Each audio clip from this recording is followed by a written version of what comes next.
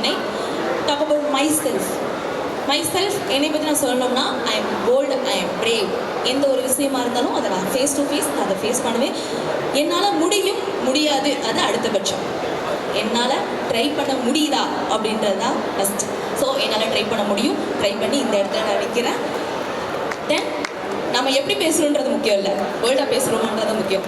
So it's my self. Thank you. What's one thing that you have learned from this pageant? Okay, I have learned this pageant because I don't anything. எனக்கு எதுவுமே தெரியாது, ஜீரோவாக வந்தேன். தென் இங்கே வந்து நான் நிறைய விஷயம் நான் கற்றுக்கிட்டேன். தென் இப்போ நான் வின் பண்ணுறேனோ பண்ணலையோ அது நெக்ஸ்ட்.